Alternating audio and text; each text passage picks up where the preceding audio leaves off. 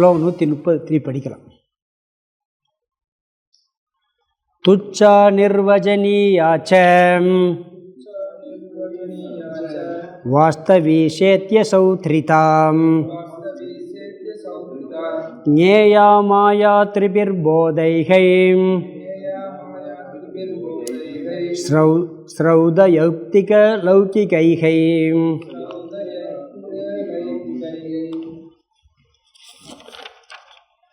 இங்கே மாயை 3 கோணத்தில் விளக்கப்படுகிறது. சத்தியம் விளக்க முடியாதது இல்லை.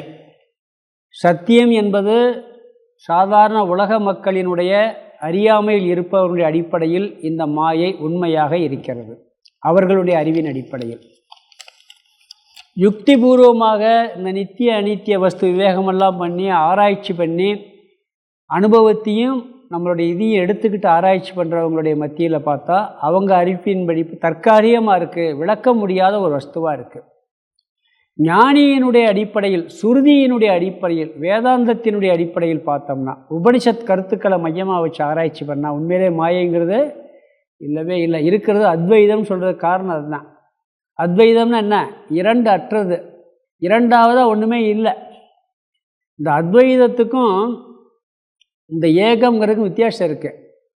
ஒன்றுன்னு சொன்னோன்னு வச்சுக்கலாம், 1 மட்டும் இருக்குன்னா 1 உடச்சி 2 ஆக்கிடலாம், 2 அறையாக பிரிச்சிடலாம், பிறகு அறையை 4ஆக பிரிச்சிடலாம். அத்வைதங்கிற வார்த்தைக்கு அர்த்தம் 2வதாக ஒன்று இல்லைன்னு அர்த்தம். அத்வைதத்துக்கும் ஏகம் சொல்கிறோம், ஏகம்னாலும் 1 தான், அத்வைதம்னாலும் 1 தான் அர்த்தம். 2க்கும் ஒரு சின்ன வித்தியாசம் இருக்குது. 1 2 ஆக்க முடியும், பாதியாக பிரிக்க முடியும். இது 2வதாக ஆக்க முடியாது. அத்வைதம்னா 2வதாக 1 இல்லை. அப்படிங்கும்போது எப்படி இருக்க முடியும்? மாயை வேதாத்தானே சொல்லுது சுருதி. அப்போ அது இல்லவே இல்லைங்கிறத யோசித்து பார்த்தா அனுபவத்தில் இருக்குது, ஆராய்ச்சி பண்ணால் இல்லை. அப்படி 2ம் கட்டான இருக்கிறதுனால நம்ம அதில் என்ன சொல்கிறோம், இந்த கருத்தை நம்ம பொதுவாக பயன்படுத்துகிறோம், இருக்குது இல்லைங்கிறத. இது தார்க்கிகளுடைய கருத்து. பிறகு எல்லா கருத்துக்களுக்குமே வேதத்தை ஏதாவது ஒரு பிரமாணம் வச்சுக்கிடுவோம், ஒரு ஆதாரமாக வச்சுக்கிடுவோம். அது சொன்னேன், இப்போ அவங்களுக்கு ஒருத்தங்கள் பைபிள், ஒருத்தர் குரான், நம்மளுக்கு வேதம். இப்படி அந்த பிரமாணம் அதை வச்சுக்கிட்டு படுறது. அது மட்டும் இல்லை, அந்த பிரமாணம் மட்டும் இல்லை, நம்பிக்கை இருந்தால் தான் பிரமாணமாகவே ஆகும். பிரமாணம்னு அறிவை கொடுக்கும் கருவி. கண்ணில் நான் பார்க்குறதுல நம்பிக்கை இருக்கணும். வேதம் சொல்லுதுன்னா அந்த வேதத்தில் நம்பி, அவங்களுக்கு குரானில் நம்பிக்கை, ஒருத்தருக்கு பைபிளில் நம்பிக்கை, நம்மளுக்கு வேதத்தில் நம்பிக்கை, கீதையில் நம்பிக்கை. அவங்களுக்கு இதில் நம்பிக்கை இல்லாதனால இது பிரமாணம் ஆகிறதில்லை. நம்மளுக்கு அதில் நம்பிக்கை இல்லைன்னா அது நம்மளுக்கு பிரமாணம் கிடையாது. எங்கே நம்பிக்கை வருதோ அங்கே தான் பிரமாணங்கிறது இருக்கும். இது ஒரு கருத்து. நம்மளுக்கு நம்பிக்கை இந்திரியத்தில் இருக்கா, உபனிஷத்தில் இருக்கா, அல்லது புத்தியில் இருக்காங்கிறத பிரச்சனை. நாம் அனுபவத்தில் இந்திரியங்களில் இருந்தால் இருக்குது, அறிவில் இருந்தால் விளக்க முடியாமல் இருக்குது, உபனிஷத்தில் இருந்தால் இல்லை. இப்படி தான் நம்ம எடுத்துக்கிறோன்னு. இந்த மாண்டவிக்கிய உபனிஷத்தை ஒருத்தர் படிச்சுட்டு கேட்டாராம். என்ன கேட்டாராம்னா, அதில் இந்த மாயைங்கிறது இல்லவே இல்லைன்றது, அது விளக்கமெல்லாம் வருது. அப்போ சிருஷ்டியே இல்லைன்னு எப்படி சொல்லணும்? நல்லா படித்து முடித்தாச்சு. அவருக்கு ஒரு இது எப்படி இல்லைன்னு எப்படி சொல்கிறது? அது ஏற்றுக்கிறவே முடியலை. பொய்யா இருக்குது, ஒரு காட்சியாக இருக்குன்னு கூட சொல்லுங்கள், இல்லவே இல்லைன்னு எப்படி சொல்ல முடியும் அப்படின்னு ஒருத்தர் கேட்டாராம். அதாவது ஒரு காட்சிக்கு தெரியுது, தற்காலிகமாக இருக்குன்னு கூட சொல்லுங்கள், அதுக்காக இல்லவே இல்லைன்னு சொன்னால் அது ஜீரணிக்கவே முடியல அந்த கருத்தை அப்படின்னு சொல்லி ஒருத்தர் சொன்னாராம். ஏன்னா இதெல்லாம் சாதாரணமாக வரல. உபனிஷத்தை படித்து அந்த உபனிஷத்தில் நம்பிக்கை இருந்தும் கூட இவங்களுக்கு இந்த கருத்து வருது. ஏன் வருதுன்னு சொன்னால், உபனிஷத்தை விட அனுபவத்தில் நம்பிக்கை ஜாஸ்தியாக இருக்குது. உபனிஷத்தை விட அனுபவத்தில் நம்பிக்கை ஜாஸ்தியாக இருக்குது. சயின்ஸில் நம்பிக்கையா, கண்ணில் நம்பிக்கையானா சூரிய உதயத்தை எடுத்துக்கிறணும். என்னதான் சயின்ஸில் படித்தாலும் கூட கண்ணு நேராக பார்க்கும்போது அது இல்லைன்னு எப்படி சொல்ல முடியும்? அப்படி தான் நினைப்போம். அப்படி சொல்கிறார். என்ன சொன்னாலும் கூட அனுபவத்தில் எனக்கு அதை விட விசுவாசம் கூட வந்துடுது, நம்பிக்கை கூட வந்துடுது. அதனால் இப்படி என்ன ஆகுது, இந்த குழப்பமெல்லாம் நம்மளுக்கு வருது. தோன்றவே இல்லைன்னு சொல்ல முடியாதுங்கிறார். அப்படி ஒருத்தர் சொல்லியிருக்கார். பொய்யா தோன்றியிருக்கு வேணா சொல்லுங்கள், ஏன்னா ஆனால் தோன்றவே இல்லைன்னு சொல்லக்கூடாது. ஏன்னா பொய்யா தோன்று நீ சில நேரம் பாதிச்சிருக்கே, அந்த பொய்யை என்னை பாதிக்கும் சொல்லும் பொழுது அதனால் நம்ம சொல்லக்கூடாது. பொய்யா தோன்றின பாம்பில் தான் நான் பயந்து ஓடினேன், அப்போ அதை எப்படி இல்லைன்னு சொல்லுவீங்க அப்படின்னு சொல்லி சில பேர் சொல்கிறாங்க. அப்படி இந்த பொய்யாக தோன்றிய உலகம் என்னை பாதிக்கிறது. அது பொய்யா தோன்றியிருக்கானா, ஆனால் என்னை பாதிக்குது. அப்படி வேணால் சொல்லிக்கலாமே ஒழிய இல்லவே இல்லை, தோன்றவே இல்லைன்னு சொல்லவே முடியாது அப்படின்னு சொல்லி ஒருத்தர் மாண்டூக்கியம் படிச்சுட்டு கேள்வி கேட்டாராம். தோன்றவே தோன்றாத ஒரு உலகம் என்னை எப்படி பாதிக்கும் அப்படின்னு ஒரு கேள்வி. இல்லாத உலகம் போய் என்னை எப்படி பாதிக்கும்? அதற்கு காரணம் என்ன சொல்கிறாங்கன்னா, அப்படி பாதிக்கிறதுக்கு காரணம் பிரத்யக்ஷ பிரமாணத்தில் நம்பிக்கை இருக்குது. நீ அதை விட எதை நம்புகிற? இந்த அனுபவத்தை நம்புகிற. அதனால் என்ன சொல்கிறாரு? பாதிக்குது. வித்யானியர் என்ன சொல்கிறாருன்னா, லௌகிக திருஷ்டியில், உலக திருஷ்டியில் மாயை இருக்குது. யுக்தியின் அடிப்படையில் பார்த்தா அனிர்வச்சயம் விளக்க முடியாது, ஞானத்தின் அடிப்படையில் இது இல்லைன்னு சொல்ல முடியும் அப்படின்னு சொல்கிறார். இங்கே ஒரு சந்தேகம் வருது. மாயையே இல்லைன்னா மாயையிலிருந்து வெளிப்பட்ட அந்த உலகமும் இல்லை தானே? மாயை இல்லைன்னு சொல்லி நீங்கள் நிரூபணம் பண்ணிட்டீங்கன்னா அப்போ இந்த உலகமும் இல்லை தானே, எதுவுமே இல்லை தானே அப்படின்னு சொன்னோம்னா, கண்ணில் பார்க்குறேன்னா அந்த அடிப்படையில் சொல்லலை. அவங்க கண்ணில் பார்க்கறது விசாரம் பண்ணுற அடிப்படையில் சொல்லலை, வேதத்தில் சொல்லியிருக்கு. வேதத்தில் சொல்கிறது பொய்யா இருக்காது. அதனால் அதை நம்பி சொல்கிறேன். அது உண்மையிலேயே இல்லவே இல்லை. நான் இல்லைன்னு சொல்கிறது விவகார அடிப்படையிலையும் கிடையாது, யுக்திபூர்வமாகவும் கிடையாது. வேதத்தில் ஸ்ட்ராங்காக சொல்லியிருக்கு உண்மையிலேயே மாயை என்பது இல்லை அப்படின்னு. அனிர்வச்சனைன்னு ஒரு ஸ்டெப்பில் சொல்லுது, ஆனால் கடைசி முடிவு என்ன சொல்லுது? இல்லை, நேத்தி இல்லை இல்லைன்னு சொல்லுது. அப்படி சொல்லும் பொழுது அது அடிப்படையில் சொல்கிறேன் இல்லைன்னு ஒழிய மற்ற அடிப்படையில் நான் சொல்லலை, வேதத்தின் அடிப்படையில் சொல்லிக்கிறேன். அதாவது நம்மளுக்கு 3 திருஷ்டி இருக்குது. விவகார திருஷ்டி, பிரதிபாசிக திருஷ்டின்னு இருக்குது. பிரதிபாசிக திருஷ்டின்னா கனவுல, விவகாரத்தில் இது இருக்குது. கனவுல அந்த நேரத்தில் உண்மையாக இருக்குது, மாயை இல்லைன்னு சொல்ல முடியாது. விழிச்ச பிறகு போயிடுது. விழிச்ச பிறகு இருக்கா? இல்லை. ஆனால் அந்த நேரம் பயந்தோம், எல்லா கஷ்டப்பட்டோம். கனவு வாங்கும்போது என்ன பண்ணுறோம்? எல்லா கஷ்டப்பட்டோம்.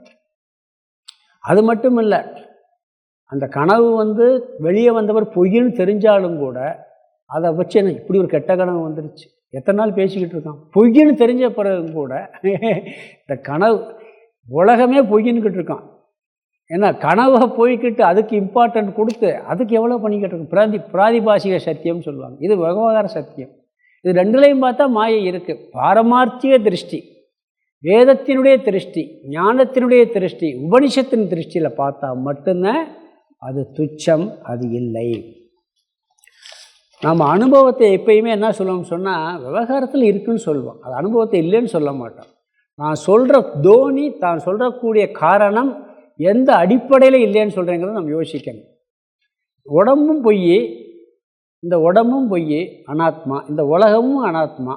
அனாத்மா பொய்யான உடம்பு பொய்யான உலகத்தை அனுபவிக்கும். உண்மைதானே? நான் ஆத்மான்னு அடிப்படையில் பார்த்துட்டோம்னு சொன்னால் அங்கே இது எல்லாமே இல்லை அப்படிங்கிறார். இந்த ஆத்மாவாய எனக்கு இந்த உடலும் இல்லை, இந்த உலகமும் இல்லை. சரீரத்தினுடைய கூடிய எனக்கு இந்த உலகம் வெறும் தோற்றம் அப்படிங்கிறான். ஞானிக்கு உலகம் இல்லைன்னா உலகம் தெரியாதுன்னு அர்த்தம் இல்லை. காணல் நீர் மாதிரி, காணல் நீர் இல்லைன்னு இருந்தாலும் காட்சிக்கு தெரியுது. சூரிய உதயம் ஆகலைன்னு தெரிஞ்சாலும் காட்சிக்கு தெரியுது, காட்சிக்கு இருக்கும். ஆனால் அறிவில் அது இல்லை அப்படிங்கிற புத்தியோடு இருப்போம் அப்படிங்கிறார். உடலோட அபிமானம் வைக்கும் பொழுது தான் இதெல்லாம் உண்மையாக தெரியும். அந்த அபிமானம் போகும் பொழுது அறிவில் இது இல்லைங்கிறது தெரியும். நாம் வச்சுக்கிறது அனிர்வச்சனீயம்தான். இப்போ 2 எக்ஸ்ட்ரீம் இருக்குது. ஒன்று இருக்குது, இன்னொன்று இல்லை. இந்த இருக்குன்னு சொல்கிறத வச்சுக்கோங்க. இருக்கிறத என்ன சொல்லுவாங்கன்னு சொன்னால், இந்த 2 எக்ஸ்ட்ரீம் போகக்கூடாதுன்னு சொல்லுவாங்க. இருக்குன்னு சொன்னால் சம்சாரி ஆயிரும், இல்லவே இல்லைன்னா எந்த விவகாரம் பண்ண முடியாது. இதை சத்தியமாக நினச்சிட்டோம்னா நம்மளுக்கு எப்பயுமே துக்கம்தான். இது உண்மையிலே இல்லவே இல்லைன்னு நினச்சிட்டேங்கன்னு வச்சுக்கோங்க, எந்த விவகாரம் பண்ணுவீங்க? இல்லாதப்போ என்ன விவகாரம் பண்ணு புத்தி வந்துடும். அப்போ இந்த அனிர்வச்சனீயம் இருக்குது, அதில் விவகாரம் நடக்க முடியும், சம்சாரம் இல்லாமல் இருக்க முடியும். அதை எப்படி தோதுவோ அப்படி பயன்படுத்தும். அப்படி தான் இருக்குது. இருக்கிறது மாதிரி இருக்குது, இல்லாத மாதிரி இல்லாமல் போயிடுது. அதனால் அனிர்வச்சனீயம்தான். அப்படி இருந்தால் நாம் பாதிப்பு இல்லாமல் விவகாரம் பண்ணலாங்கிறாங்க. அதனால் பொதுவாக வேதாந்தத்தில் இல்லவே இல்லைங்கிற வார்த்தை அதிக இடத்துல பயன்படுத்த மாட்டோம். துச்சங்கிற வார்த்தையை. இது விளக்க முடியாத ஒரு தத்துவமாக இருக்கிறாருன்னு சொல்கிறார். அதுக்கு தான் இந்த மாயையை பற்றி விளக்குற கருத்து பூரா அதில் தான் வருது. ஏன் விளக்க முடியாமல் இருக்குங்கிறத விளக்க போகிறார். இப்போ இல்லைங்கிறத விளக்க மாட்டார். இல்லைன்னா ஒரே பேச்சில் முடிஞ்சு போச்சு, அங்கேருந்து விளக்க தேவையே இல்லையே. இருக்கிறத நீக்க முடியாது, இல்லாத நீக்க வேண்டிய அவசியம் இல்லை. இவன் இருக்குங்கிறான், அதை நீக்க முடியாது. இவர் இல்லைங்கிறார், அதை போய் நீக்க வேண்டிய அவசியம் இல்லை. பிரச்சனை எங்கே இருக்குது? இல்லைங்கும் போது நம்ம எல்லாம் யோசிக்க வேண்டியது. அப்படி தான் இருக்குது. இருக்கிறது மாதிரி இல்லாத மாதிரி இருக்குது. இந்த பிரம்மன் சத்தியங்கிறது 3 காலத்தில் இருக்கிறது. இல்லைங்கிறது 3 காலத்தில் இல்லை. துச்சங்கிறது பிரம்மன் சத்தியமாக இருக்கிறது 3 காலத்தில் இருக்குது. மாயை இல்லைங்கிறது 3 காலத்துலையும் இல்லை. இந்த இது இருக்கே நம்ம அனிர்வச்சனீயம்ங்கிறது நிகழ்காலத்தில் மட்டும் இருக்குது. எதிர்காலத்துலையும் இல்லை, முன்னாடியும் இல்லை. ஆனால் நிகழ்காலத்தில் அனிர்வச்சனீயம் இருக்குது. அதனால் என்ன சொல்கிறான்னு சொன்னால், இந்த மாயை மித்தியா அப்படிங்கிற கருத்து ஒன்று இருக்குது. அதுவும் கூட சுருதியின் பலத்தினால் எடுத்துக்கிட்டு இதுதான் மித்தியாங்கிறது. இருக்கிறது மாதிரி இருக்குது, ஆனால் இல்லாமல் போய் இதுக்கு பேர் தான் மித்தியான்னு பேர். இல்லைன்னு சொல்கிறது. மித்தியான்னு என்ன அர்த்தம்னா, காட்சிக்கு இருக்குது, ஆராய்ச்சி பண்ணி பார்த்தா எதுவும் இல்லை, அதுக்கு பேர் என்ன பேர்? மாயையினுடைய சொரூபம் மித்தியான்னு சொல்லுவாங்க. அது அந்த மித்தியாங்கிற வார்த்தைக்கு அர்த்தம்னா காட்சிக்கு இருக்குது, ஆராய்ச்சி பண்ணி பார்த்தா இல்லை. ஞான நிஷ்டை வந்தால் மட்டும்தான் துச்சமாக. காணல் நீர் ஞானம் வந்தால் அது இல்லைன்னு சொல்லுவான், ஆனால் காட்சியில் இருக்கத்தையும் செய்யும். காட்சியில் இருக்கு, ஆனால் இல்லைன்னு சொல்லிடுவோம். அதனால் பாதிக்கப்பட மாட்டோம்.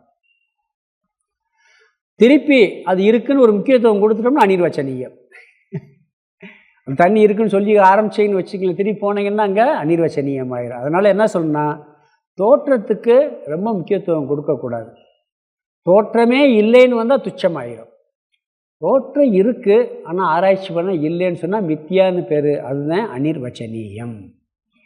இந்த அசத்து இல்லைங்கிறத நன்கு புரிஞ்சாச்சுன்னு வச்சுங்களேன், அங்கே விசாரமே முடிஞ்சு போச்சு. அங்கே விசாரமோ விவகாரமோ ஒன்றும் இல்லை, பேசாமல் அமைதியாக உட்கார்றத தவிர வழி கிடையாது. அதனால் என்ன சொல்கிறாருன்னா, லௌகிகத்தின் அடிப்படையில் பிரத்யட்ச பிரமாணத்தை மட்டும் வைத்து பார்த்தால் வாஸ்தவி உண்மையாக இருக்கிறது. அங்கே உண்மையாக இருக்கிறதோடு முடிஞ்சு போல் சம்சாரம் இருக்கும், துயரம் இருக்கும், எல்லா ப்ராப்ளமும் ஃபுல்லாக இருக்கும். அது அஞ்ஞானத்தின் அடிப்படையில், உலக பார்வையின் அடிப்படையில் இந்த மாயை உண்மையை நினச்சிட்டீங்கன்னா.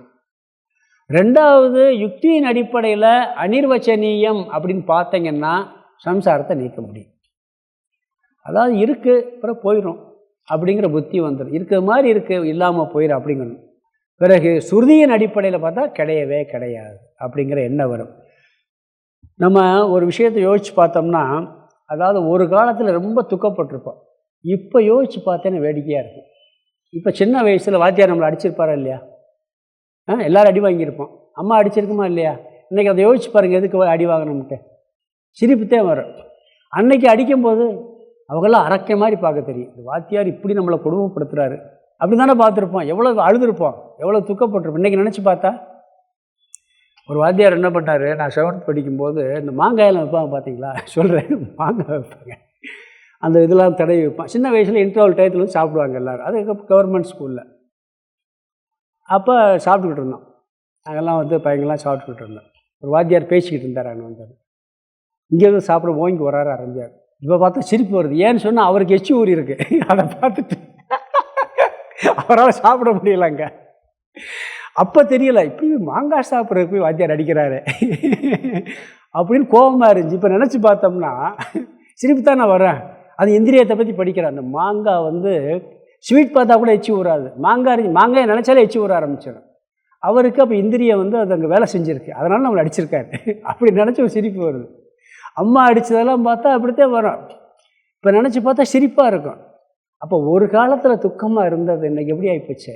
அது இல்லை, அது ஒரு வேடிக்கையாக போயிடுது. இப்படி யுக்திப்படி பார்க்கும்போது இந்த மாயை என்ன பண்ணுவானா, வேடிக்கையாக பார்ப்பான். அன்னைக்கு செஞ்ச தவறு அன்னைக்கு இருக்குமா, அப்போயெல்லாம் கவலையாக தெரிஞ்சிச்சு. ஆனால் இப்போ நினச்சி பார்த்தா அது கவலையே இல்லை, எதையோ வேடிக்கையாக இருக்குது. எப்படா கவலைப்பட்டோம், நம்ம இதுக்கு போய் கவலைப்பட்டோமா, இதுக்கு போய் அழுதமான்னு கூட நம்மளுக்கு தெரியும். அதனால் அந்த எதெல்லாம் நினச்சி கவலைப்பட்டோமோ அதெல்லாம் இப்போ நினச்சி பார்த்தா ஜோக்கு மாதிரி தெரியுது. இப்போ அதே மாதிரி இதை ஆராய்ச்சி பண்ணி பார்த்தா, இந்த உண்மைங்கிறத நம்ம ஆராய்ச்சி பண்ணி பார்த்தோம்னா, எதெல்லாம் நினச்சி துக்கப்பட்டோமோ அதெல்லாம் என்ன ஆகும், ஒரு ஜோக்கு மாதிரி போயிடும். இந்த மாயை அனிர்வச்சனிங்கிறத புரிஞ்சுன்னு சொன்னான். எந்த ஒரு துயரமே பாருங்கள், துயரம் வரும்போது பெருசாக தெரியும். போன பிறகு அதை பற்றி நம்ம யோசிக்கவே மாட்டோம். இவ்வளவு கஷ்டப்பட்டவங்க கூட ஒரு சும்மா வார்த்தைக்கு சொல்லுவோமே, அது பெருசாக தெரியாது நம்மளுக்கு. அது அப்படியே போயிடாது. இன்னொன்று சொல்லுவாங்க, இதுவும் கடந்து போகும் சொல்லுவாங்கள்ல, ஒரு வார்த்தை அதுக்கு அடுத்தாலும். எதுவுமே இது வரைக்கும் எத்தனையோ கஷ்டப்பட்டிருக்கோம், அது ஏதாவது ஒன்றாவது இருந்திருக்கா? போகாமல் இருந்து எந்த கஷ்டமும் போகாமல் இருந்திருக்கா? எந்த துயரமாவது வந்த துயரம் அப்படியே இன்னைக்கு வரைக்கும் இருக்கா? ஏதோ ஒரு துயரம் சொல்லுங்கள். நம்ம எல்லாருக்கும் துயரம் வந்திருக்கு, யாராக இருந்தாலும் வரும். இந்திரனுக்கே வருது. எல்லாம் போயிடுச்சு. அப்போ கஷ்டப்பட்டோம், இப்போ அதே மாதிரி ஒன்று வருது. அப்போ என்ன நினைப்பான், இது அனிர்வச்சனீயம், இது நிலையில்லை. இப்போ இருக்கிற மாதிரி இருக்குது, போயிடுற மாதிரி போயிருங்கிற புத்தி வந்துச்சுன்னா அப்பயே துயரம் குறையுமா குறையாதா? அப்பயே குறையுமா இல்லையா? இது மாயையினுடைய வேலை. மாயையை பற்றி அடுத்து சொல்ல போகிறார். அது என்னென்ன வேலையெல்லாம் பண்ணுது பார்த்தா அப்படியே பிரமிப்பாக இருக்குது. மாயை இப்படியெல்லாம் பண்ணுமா அப்படின்னு சொல்லி ஒரு ஆச்சரியமாக இருக்குது. அதெல்லாம் பார்க்க போகிறார். வயிற்று வலி ரொம்ப துடிச்சிருப்போம், செத்து கூட போயிடலாம்னு இருக்கோம். நீங்கின பிறகு ஒரு ரிலாக்ஸாக இருக்கும். அப்புறம் அந்த வலியினுடைய அறுது கூட தெரியாது, மறந்து போயிடுவோம், நம்மளே மறந்து போயிடுவோம். அப்படியெல்லாம் கூட இருக்குது. அதனால் உடலுக்கும் வலி வரும், மனசுக்கும் வலி வரும். ஆனால் எதுவுமே கொஞ்ச நாள் இருக்குது, போயிடுது. அதெல்லாம் மாயையினுடைய வேலை. இருக்கிறது மாதிரி இருந்துட்டு போயிடுது, அதை சொல்கிறார். அதனால் இவ்வுலகம் பிரபஞ்சம், இதில் எதையுமே எடுத்துக்கிட்டாலும் இந்த உலகத்தை எல்லாம் எடுத்து 3 கோணத்தில் நான் பார்க்கணும். அனுபவத்தில் இருக்குது, ஆராய்ச்சி பண்ணால் இருக்கிறது மாதிரி இருக்குது, ஆனால் இல்லாமையும் போய் தற்காலிகமாக இருக்குது. இருக்கிறது உண்மை அப்படின்னு சொன்னால் இருக்கிற உண்மையை நம்ம ஒன்றுமே செய்ய முடியாது. இல்லைன்னு சொன்னால் அது நம்மளை ஒன்றும் பண்ணாது. இருக்கிறத ஒன்றும் பண்ண முடியாது. இல்லைங்கிறத போய் என்ன பண்ணுவேன், அதுவே இல்லை, அதை போய் அது ஒன்றும் பண்ண முடியாது. இல்லை மாதிரி இருக்குது பற்றியில் அங்கே தான் பிரச்சனை. அங்கே தான் நம்ம ஆராய்ச்சி பண்ணி அதிலேருந்து விடுபட வேண்டும். இப்படி தான் ஆராய்ச்சி பண்ணணும்னு சொல்கிறார். அதனால் இந்த அனிர்வச்சனீயம் இதைத்தான் நம்ம விசாரம் செய்ய முடியும். இது என்ன பண்ணுறார், ஸ்டெப் பை ஸ்டெப்பாக அடுத்து விசாரம் பண்ண ஆரம்பிக்கிறார். இந்த ஸ்லோகத்துக்கு அர்த்தம் பார்த்துடலாம். ஸ்லோகம் 130. ஸ்லோகம் சிம்பிள் தான், விளக்கம் தான் நிறையா பார்த்துருக்கோம். அதுக்கு 3 கோணத்தில் 3 அறிவை வச்சு மாயையை நம்ம பார்க்குறோம். மாயை 3 கோணத்தில் பார்க்குறோம், 3 அறிவின் அடிப்படையில் பார்க்குறோம். துச்சா அனிர்வச்சனீயா வாஸ்தவி சேத்தியசௌ த்ரிதா. முதல்ல 2வது வரி எடுத்துக்கலாம். ஞேயா மாயா. ஞேயா மாயான்னா மாயா, இந்த மாயா தத்துவமானது அதில் கடைசி 2 ஸ்ருதௌ யௌக்திக லௌகிகைகை. கடைசி வார்த்தை லௌகிகைகை. லௌகிகைகின்னா உலக அனுபவத்தால் அல்லது பாமர மக்களின் அறிவின் அடிப்படையில். இந்த மாயையானது பாமர மக்களின் அடிப்படையில், பிறகு யௌக்திக யுக்தியின் அடிப்படையில், அதுக்கு முந்தின வார்த்தை, அதுக்கு முதல் வார்த்தை ஸ்ரௌத சுருதியின் அடிப்படையில். இந்த மாயா தத்துவமானது பாமர மக்களின் அடிப்படையில், யுக்தியின் அடிப்படையில், சுருதியின் அடிப்படையில், திரிபீர் போதைகி, அதுக்கு முந்தின வார்த்தை திரிபீர் போதைகின 3 விதமான அறிவினால், இந்த 3 அடிப்படையில் ஏற்படும் 3 விதமான அறிவினால். திரிபீர் போதைகைனா 3 விதமான அறிவினால். இந்த 3 அறிவினால் ஏற்படக்கூடிய 3 விதமான அறிவினால் அடுத்தது முதல் வரியில் துச்சா அனிர்வச்சனீயா வாஸ்தவி. வாஸ்தவி ச சத்தியம், அது இருக்கிறது. முதல்ல என்ன பார்த்தோம், உலக அனுபவத்தில், அதுபடி பார்த்தா இருக்கிறது.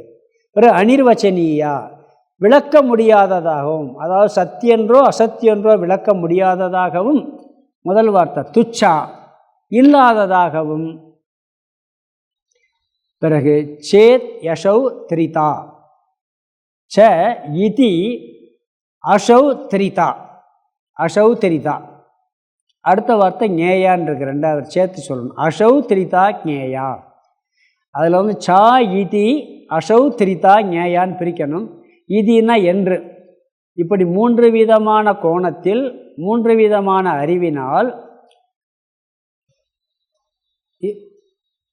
எப்படி இருக்குது, ஒன்று இருக்குது, இன்னொன்று அனிர்வச்சனீயமாக இருக்குது, இல்லாததாக இருக்குது. அது என்ன சொல்கிறாரு? அசௌ திரிதா ஞேயான 3 கோணங்களில் அறியப்பட வேண்டும். அதாவது 3 விதமான அடிப்படையில், என்ன, உலக அனுபவ அடிப்படையில் ஒன்று சத்தியம். அப்புறம் புத்திபூர்வம் ஆராய்ச்சி பண்ணால் அனிர்வச்சனீயம் விளக்க முடியாது, சுருதிபூர்வம் ஆராய்ச்சி பண்ணால் இல்லை, துச்சம். இதுதான் இந்த ஸ்லோகத்தின் அர்த்தம். அடுத்து 131 படிக்கலாம். அஸ்ய சத்வம் அசத்வம் ச ஜகதோ தர்சயத்யசௌ பிரசாரணாச்ச சங்கோஷாத் யதா சித்ரபடஸ்ததாம். அஸ்ய சத்வம் அசத்வம் ச ஜகதோ தர்சயத்யசௌ பிரசாரணாச்ச சங்கோஷாத் யதா சித்ரபடஸ்ததாம்.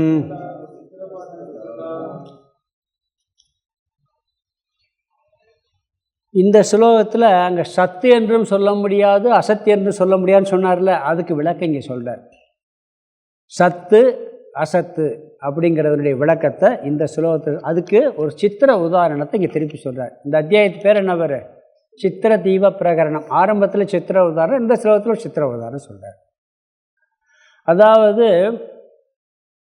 மாயை அனிர்வச்சனீயம், விளக்க முடியாதது என்பதின் அடிப்படையில் பார்த்தா மாயையினுடைய செயல் எப்படி இருக்குது அப்படிங்கிற கருத்து இங்கே வருது. துச்சங்கிற அடிப்படையில் பார்த்தோம்னா என்ன வேலை செஞ்சுக்குன்னு சொல்லவே முடியல, இல்லாதவே என்ன வேலை செய்ய சொல்லவே முடியாதுங்க. விளக்க முடியாத நிலையில் இந்த அனுபவிச்சுக்கிட்டு இருக்கும்போது இது இருக்கிறது மாதிரி இருக்குது, இல்லாதது மாதிரி இருக்குது. அதனால் என்ன சொல்கிறாருன்னு சொன்னால் அப்படி காட்டுகின்றது. இந்த மாயை என்ன பண்ணுது? விளக்க முடியாது இருக்கிறது மாதிரி காட்டுதான், ஒரு கோணத்தில் இல்லாத மாதிரி காட்டுதான். அப்படி ஒரு வேலையை செஞ்சுக்கிட்டு இருக்கான் மாயை. இருப்பது மாதிரியும் காட்டிடுது, பிறகு பார்த்தா இல்லாத மாதிரியும் காட்டுது. இது மாயே செய்யுது இந்த வேலையை அப்படிங்கிறாரு. இருப்பது மாதிரியும் இல்லாதது மாதிரியும் இந்த மாயையானது இந்த உலகத்தை மாறி மாறி காட்டுகின்றது. இருக்கிற மாதிரி காட்டிட்டு திருப்பி நம்ம இருக்குன்ட்டு ஓடனோம்னா இல்லாத மாதிரி காட்டிடுமா.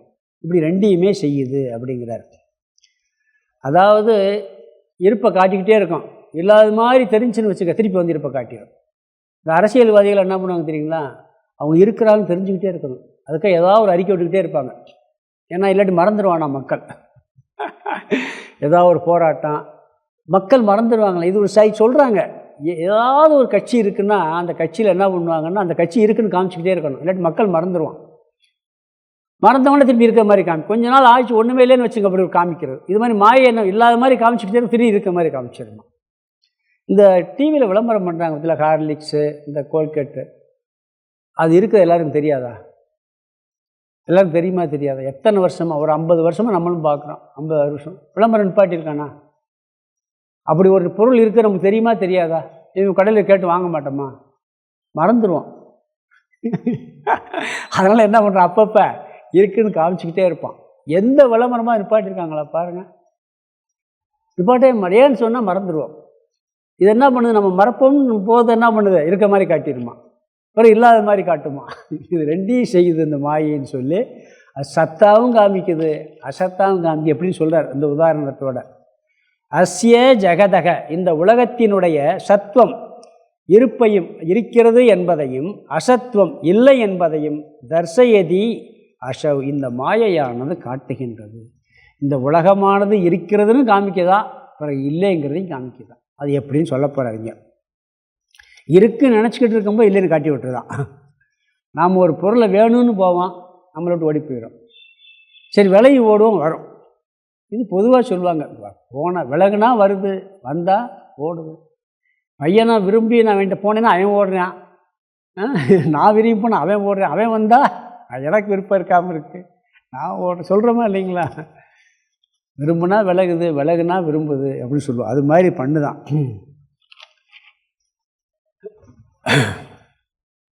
அதாவது இந்த புஸ்தகம் இருக்குங்கிறது ஸ்திதி காலம், இருக்கிற காலம். பிறகு கிழிச்சு போட்டு எரிச்சிட்டோம்னா அது லய காலம்னு சொல்லுவோம். லயம் முடிங்கிற காலம், முடிஞ்சு போச்சு, அவ்வளோதான். இருக்குது, பிறகு இல்லாமல் போய். புஸ்தகம் மட்டும் இல்லை, நீங்கள் அனுபவிக்கிற அத்தனையுமே ஒரு காலத்தில் இருக்கே ஒழிய கட்டாயம்னா இல்லாமல் போய்விடும். அனுபவத்தில் பார்க்குறோம், நம்ம கூட இருக்க எல்லாரையும் பார்த்துக்கிட்டே இருக்கோம், ஆனால் புத்தியில் அது போய் உரைக்கிறது. எல்லாமே இருக்கிறது மாதிரி இருக்குது, ஆனால் போயிருங்கிற புத்தி மனசில் ஆழமாக பதிகிறதே இல்லை. அதனால பட்டினத்தார் போய் ஒரு துக்க வீட்டில் அழுதார் தெரியுமில்ல. நாங்கள் இவர் சொந்தக்காரரு அழுகிறோம், நீங்கள் எதுக்கு அழுகிறீங்க, உங்களுக்கு சொந்தமானு கேட்டாங்களாம். அப்போ தான் அவர் செத்த பிணத்தை பார்த்து சாக போகும் பிணங்கள் அழுகின்றனவே என்று உங்களை பார்த்து நான் அழுகிறேன்னார் அவர். நீங்கள் அவங்க செத்ததை கழுகுறீங்க, நீங்கள் சாக போகிறேன் நான் அழுகிறேன்றார். ஏன்னா எல்லாம் போய்கிட்டே இருக்குது. இன்றைக்கி நம்ம பார்க்குற நட்சத்திரங்கள்லாம் இருக்குது பார்த்தீங்களா. சயின்ஸில் என்ன சொல்கிறாங்கன்னா, பார்க்குற நைட்டில் நல்லா அமாவாசையும் பார்க்குறீங்க, அதில் எத்தனையோ நட்சத்திரங்கள் அழிஞ்சு போச்சான். அழிஞ்சு பல கோடி வருஷம் ஆச்சுங்கிறாங்க. அந்த லைட்டு வருது பார்த்தீங்களா, அந்த லைட்டு என்றைக்கு அங்கே ஸ்டார்ட் ஆச்சோ அது சேர்றதுக்கு ஒரு 50 கோடி வருஷம் ஆயிருக்கு நம்மளுக்கு. அழிஞ்ச பிறகு அந்த லைட்டு வெளிச்சம் நிற்கிறதுக்கு 50 கோடி வருஷம் ஆகும். அப்போ அது வரைக்கும் அங்கே இல்லாதது இருக்கிற மாதிரின்னு தெரியுமா, சயின்ஸ் சொல்லுது. இன்றைக்கி நம்ம அதே மாதிரி எத்தனையோ உருவாக்கிட்டு இருக்கு, புதுசாக உருவாகிருக்கும், நம்மளுக்கு தெரியாது. ஏன்னா அந்த லைட் அது உருவானதுக்கு பிறகு சேர்றதுக்கு பல 100 கோடி வருஷம் ஆகும் லைட்டு. அப்போ தான் இருக்குன்னே தெரியும். இதை போய் என்னத்தை சொல்கிறது. அப்படி என்ன சொல்கிறாருன்னு சொன்னால், எல்லாமே இந்த சிருஷ்டி ஸ்திதி இருப்பை காமிக்குது, லயம் இல்லாததை காமிக்கிறது. பிரம்மத்தை தவிர இந்த பிரபஞ்சத்தில் நீங்கள் என்னத்தை எடுத்துக்கிட்டாலும் சரி, தோற்றம் உண்டு, டேட் ஆஃப் பெர்த்து உண்டு, டேட் ஆஃப் டெத்து உண்டு. சூரியனை சொல்கிறாங்க இத்தனை வருஷத்துக்கு முன்னாடி தோன்றி இருக்கு. பூமியை சொல்கிறாங்க கிட்டத்தட்ட தோன்றி 200 கோடி ஆண்டுகள் ஆகலாம். பூமிக்கு ஒரு கணக்கு சொல்லியிருக்காங்க, இத்தனை வருஷம் கழித்து பூமி இல்லாமல் போகலாம், சூரியனோட போய் சேர்ந்துருங்கிறாங்க. அப்புறம் சூரியனுக்கு கணக்கு சொல்கிறாங்க, சூரியன் தோன்றி இவ்வளோ வருஷம் ஆகும், சூரியனுக்கு இவ்வளவு ஆயுள் இருக்குது, இல்லை வெளிச்சம் குறைஞ்சிக்கிட்டே வருமா, குறைஞ்ச கடைசியில் ஒன்றும் இல்லாமல் போயிடுமா, வெளிச்சமே இல்லாமல் போயிடுமா, இப்படி சொல்கிறாங்க, சயின்ஸே சொல்லுது. அப்போ எல்லாத்துக்கும் டேட் ஆஃப் பெர்த்து உண்டு, டேட் ஆஃப் டெத்து உண்டு. டேட் ஆஃப் மேனுஃபேக்சரிங் 2024 ஜனவரி, டேட் ஆஃப் எக்ஸ்பைரி 2030 ஜனவரி. அப்போ எவ்வளோ நாளைக்கு இருக்குது, 6 வருஷம் இருக்குது. அதுக்கு முன்னாடியும் இல்லை பின்னாடியும் இல்லை, தற்காலிகமாக இருக்குது. இதை எப்படி சொல்கிறது? அதனால் இங்கே என்ன சொல்கிறாருன்னா, இருக்கிறது மாதிரி இருக்குது, பிறகு இல்லாத மாதிரி காமிச்சிருது. அதுக்கு ஒரு உதாரணம் என்ன சொல்கிறாருன்னா, சித்திரம். யதா சித்திர படக, எப்படி வரைபடங்களுடன் கூடிய துணி, பிரசாரணம் விரிக்கும்போது அதில் உள்ள படங்கள் எல்லாம் தோன்றுகிறது. ஒரு படத்தை வரைஞ்சி வச்சுருக்கோம், விரித்து நல்லா சுருட்டி வச்சாச்சு, இப்போ படமே இல்லை. விரிச்சு என்ன பண்ணுது, அதில் எல்லாம் தெரியுது, மலை தெரியுது, ஆறு ரிவர் இருக்குது, எல்லாம் இருக்குது, நல்லா தெரியுது. இப்போ சுருட்டினா படம் தெரியுமா? தெரியா, மாயை பண்ணுதான், விரித்து வைக்கதான், திருப்பி சுருட்டிக்கிறது தான். சிருஷ்டியாக இருக்கும்போது விரிக்குதான், லயமாகும்போது சுருட்டிக்கிறது. ஆனால் வெறும் படம் தான், அது உண்மை கூட கிடையாது. பிறகு அதான் சொல்ல, சங்கோஷாத், சுருட்டி கொள்ளும் போது பழங்கள் எல்லாம் தெளிவதில்லையோ, அப்படி இந்த மாயையானது உலகத்தின் இருப்பையும் இல்லாமையும் காட்டுகிறது. ஒரு துணியில் எவ்வளோ படம் வரைஞ்சி வச்சுருந்தாலும் அது படம் தான் முதல்ல. ஆனால் சொல்கிறோம், அங்கே மலை இருக்குது, இங்கே காடு இருக்குது, இங்கே பறவை ஓடுது, அங்கே மனுஷன் நின்றுக்கிட்டு இருக்கான், எல்லாம் சொல்லுவோம். அப்புறம் சுருட்டி வச்சப்பறம் என்ன இருக்குன்னு என்ன சொல்லுவோம்? ஒன்றுமே சொல்லவே முடியாது. இந்த இவங்க வருவாங்க, பெரிய கன்ஸ்ட்ரக்ஷன் இன்ஜினியர்ஸ் எல்லாம் வருவார், அந்த பிளான் போடுவார், எல்லாம் வச்சுட்டு 4 பேர் இன்ஜினியர் வச்சுட்டு டேபிளில் படத்தை விரிப்பார். இங்கே பார்க்கு, இது 3 ஃப்ளாட்டு, இது 3 பெட்ரூம் ரூம்பு, இது 2 பெட்ரூம், எல்லாம் விளக்குவார். இப்போ என்ன பண்ணுவார், சுட்டு கொண்டு போயிடுவார். அது மாதிரி இந்த மாயை என்ன பண்ணுதான், அப்படியே விரிச்சு எல்லாத்தையும் இருக்கிறது மாதிரி காமிச்சிக்கிறது தான். வேறு ஒரு டைம் சரி இருக்குது, நல்லா அனுபவிச்சுக்கலாம் நினச்சிக்கிட்டு இருக்கும்போது சுருட்டி கொண்டு போயிடுதான். சொல்கிறாங்க பிரளயம் வருமா, அப்போ எல்லாம் கம்ப்ளீட்டாக க்ளோஸ் ஆகிருங்கிறாங்க, ஒன்று கூட இருக்காதுங்கிறாங்க, எல்லாம் ஒரு செகண்டில் போயிருங்கிறாங்க எல்லாமே. பிரம்மாவுக்கு 1000 கல்ப வருஷம் ஒரு பகலாம், அவருக்கு 1000 இரவு வரும்போது எல்லாம் ஒன்று கூட இருக்காதான், அவர் 1000 கல்ப வருஷம் தூங்க போயிடுவாராம், எல்லாம் விதை ரூபத்தில் போயிருங்கிறாங்க. அந்த காலத்தில் பாட்டி எல்லாம் ராமகிருஷ்ணன் சொல்லுவார், சிருஷ்டி எப்படி வருதுன்னு சொன்னால், இந்த அந்த காலத்து பாட்டிகள் என்ன பண்ணுவாங்க தெரியுங்களா, கிராமங்களில் விதைகள்லாம் எடுத்து வைப்பாங்க. இப்போ இந்த செடிகள்லாம் போட்டாங்கன்னா அது அடுத்த வருஷம் விதைக்கும் அந்த விதையை எடுத்து வச்சுருவாங்க. சில இந்த தோட்டத்தில் இந்த காய்கறியெல்லாம் அந்த விதையை எடுத்து வச்சுருவாங்க. அடுத்த வருஷத்துக்கு வெளியெல்லாம் செழித்து அது பாட்டு தூங்கிக்கிட்டு இருக்கும். அந்த பருவகாலம் வரும்போது திருப்பி விதைப்போம். அது மாதிரி இந்த விதையை ரூபத்தில் ஆக்கி மடித்து வச்சிடுறது. பிறகு திருப்பி வரும்பொழுது அதை விதைச்சி உருவாக்குறது. இப்படி மாயை இருப்பது மாதிரியும் இல்லாதது மாதிரியும் காட்டுகின்றது. தோற்றத்திற்கு வரும்பொழுது விரிக்கிறது சித்திரத்தை, தோற்றத்திற்கு வர வேணாம் நினைக்கும் போது சுருட்டி வச்சுது, அப்போ இல்லைன்னு சொல்கிற மாதிரி பண்ணிடலாம். இருப்பது மாதிரியும் இல்லாதது மாதிரியும் காட்டுகின்றது. இது மாயையினுடைய சுரூபம். சினிமா திரை இருக்குது, சினிமா திரை ஒன்றுமே இல்லை, திடீர்னு படம் பூரம் தெரியும், படம் பூரம் தெரியும், மழை வரும், வெயில் அடிக்கும், எல்லாம் தெரியும். அதில் அழுகை சீன் வரும், அழுவோம், சிரிப்பு சீன் வரும், நல்லா சிரிப்போம், டக்குன்னு ஆஃப் ஆகி போகும், எல்லாம் க்ளோஸ் ஆகி போகும்.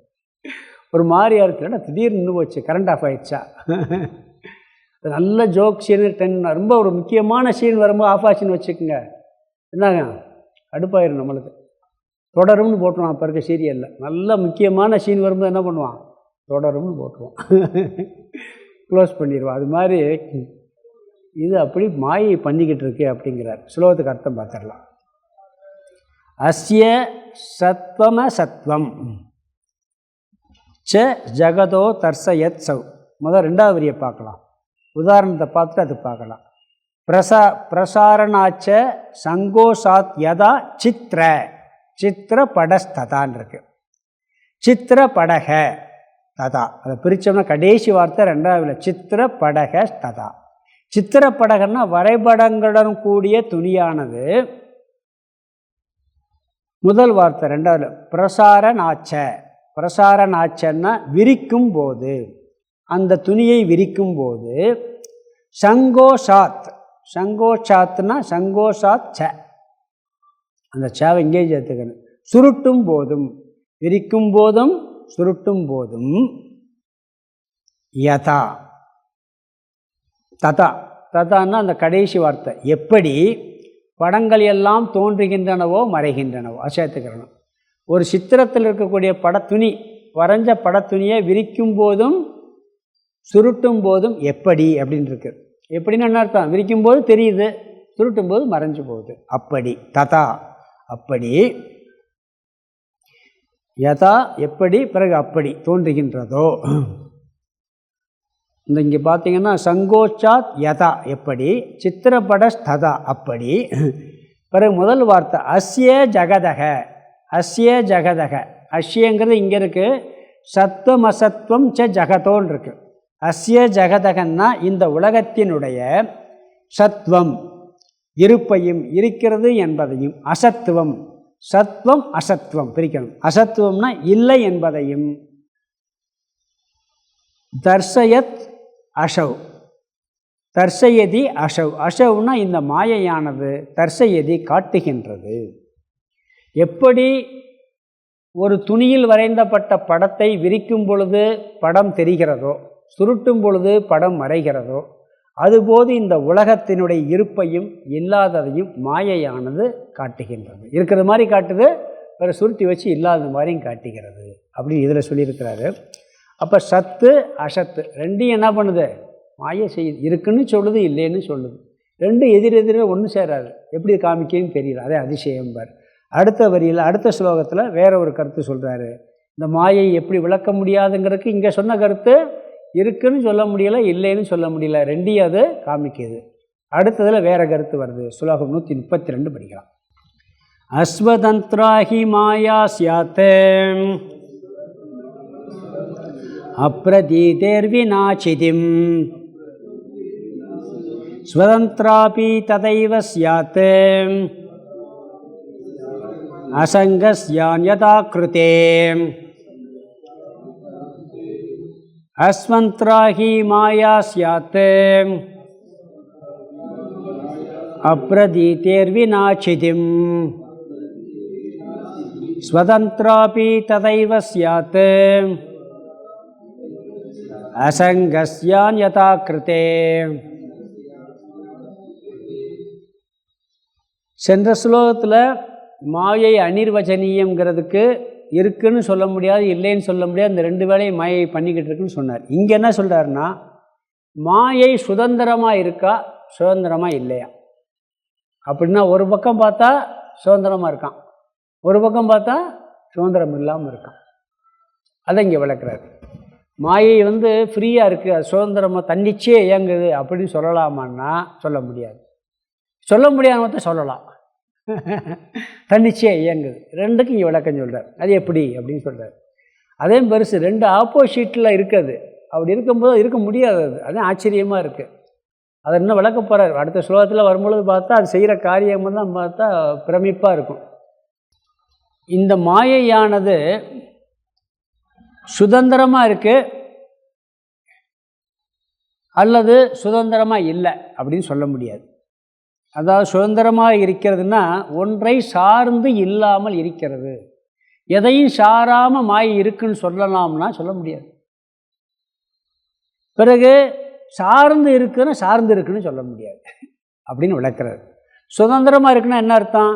எதையும் சாராமல் ஃப்ரீயாக தான் இருக்குது. சுதந்திரமாக இல்லைன்னா என்ன அர்த்தம்? ஏதோ ஒன்று சார்ந்து இருக்கு.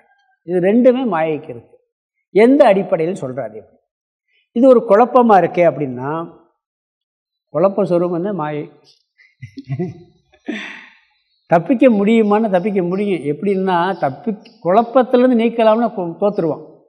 குழப்பத்தை சரி பண்ண முடியுமான்னா தோற்றுருவான். அப்புறம் எப்படி தப்பிக்கிறதுனா, குழப்பமாக இருக்குன்னு தெளிவாக தெரிஞ்சுக்கிட்டு பேசாமல் கையாளுறது. சில பேர் ரொம்ப குழப்பமாக பேசிக்கிட்டே இருப்பான். நீங்கள் அவன் குழப்பத்தை தீர்க்கலாம்னு சொல்லி முடிவு பண்ணி போனீங்கன்னு வச்சுக்க, நீங்கள் குழம்பிடுவீங்க. அவன் குழம்பிரிக்கான்னு தெளிவாக புரிஞ்சுக்கிட்டீங்கன்னு வச்சுக்க, குழம்பிரிக்கான் அவன் குழம்பத்தை தீர்க்க முடியாமல் புரிஞ்சா என்ன பண்ணுவீங்க? பேசாமல் வந்துடுவீங்க. பண்ணுவோமா இல்லையா? ஒருத்தர் குழப்பத்திலே பேசிக்கிட்டு இருக்கேன், லேசாக முயற்சி பண்ணி பார்க்குறீங்க, ஏன் குழப்பத்தை தீர்க்க முடியாது, அப்போ என்ன பண்ணுவீங்க? ஆனால் குழப்பாயின்னு புரிஞ்சுக்கிடுவீங்களா இல்லையா? புரிஞ்சுக்கிட்டா அப்புறம் பேசுறதுக்கு இம்பார்ட்டன்ட் கொடுப்பீங்களா? கொடுக்க மாட்டான். குழம்பிக்கிட்டு இருக்கா, சரி பேசட்டு பார்ப்போன்ட்டு வந்துடுவோம். அது மாதிரி இது எப்படி குழப்பி இருக்குன்னு புரிஞ்சுக்கிறோம். நம்ம இது எப்படி குழப்ப சுரூபமாக இருக்குதுன்னு ஒரு தெளிவு வரணுமா? தெளிவு வந்துட்டால் நமக்கு சுதந்திரம், இதுக்கு ஃப்ரீ ஆகிரும்னு சொல்கிறார். மாயை சுதந்திரமா அல்லது சுதந்திரம் இல்லையா, அல்லது சுதந்திரம் இல்லையினுடைய சேர்க்கையான்னு கேட்டால் எதுவும் சொல்ல முடியாது. மூணையுமே சொல்ல முடியாது. ஒருத்தர் ஒரே சமயத்தில் முதலாளியாகவும் தொழிலாளியாகவும் இருக்க முடியுமா? ஒன்றும் முதலாளி இல்லாட்டி தொழிலாளி ஒரே டயத்தில், வேறு டயத்தில் இருக்க முடியாது. அது மாதிரி இந்த மாயை சுதந்திரமாகவும் சுதந்திரம் மற்றதாகவும் இருக்க முடியாது, சேர்ந்து இருக்க முடியாது. ஒரு தனிப்பட்டையில் பார்த்தா சுதந்திரம்னு சொல்ல முடியலை, சுதந்திரம் இல்லைன்னு சொல்ல முடியல. அதை விளக்குற எப்படின்னு பார்க்கலாம். இந்த மாயை சுதந்திரமாக இயங்குமா என்றால் இயங்காது. ஏன் இயங்காதுன்னா, இது ஒரு நாம ரூப தத்துவம். இந்த நாம ரூபங்கிறது ஒரு பொருள்லேருந்து பிரிக்க முடியாது. ஒரு பொருள்லேருந்து நாம ரூபத்தை பிரிக்கவே முடியும். நாம ரூபத்துக்கு தனியாக ஒரு இருப்பு கிடையாது. இது செயின் அப்படிங்கிறோம், இது ஒரு செயின், இது தோடுங்கிறோம். இந்த தோடு என்பதும் செயினும் என்பதும் தனியாக நிற்குமா? எதை சார்ந்து இருக்குது? தங்கத்தை சார்ந்தே இருக்கும். தங்கமெல்லாம் பண்ண முடியுமா? நான் போய் நகைக்கடையில் போகிறேன், போயிட்டு ஒரு 10 பவுன் செயின் வச்சுருக்கேன். இந்த செயின் என்ன விலைன்னு கேட்குறேன். அவன் செயின் என்ன பண்ணுறான்? இன்றைக்கி 50,000 பவுனு 5 லட்சம்னு சொல்கிறான். நீ செயினை மட்டும் வச்சுக்கிட்டு 5 லட்சத்தை கொடுத்துரு, தங்கத்தை திருப்பி கொடுத்துருன்னா எப்படி இருக்கும்? நீ செயினுக்கு தான் நான் விலை சொன்னேன். செயின் எவ்வளோன்னு கேட்குறேன். செயின் 10 லட்சம் 5 லட்சம். சரி நீ செயின் எடுத்துக்கப்பா, தங்கத்தை என்கிட்ட கொடுத்துரு அப்படின்னா இன்னும் அடிதான் விழுவும். இந்த செயின் என்பது தங்கத்தை சார்ந்து தான் இருக்கும்.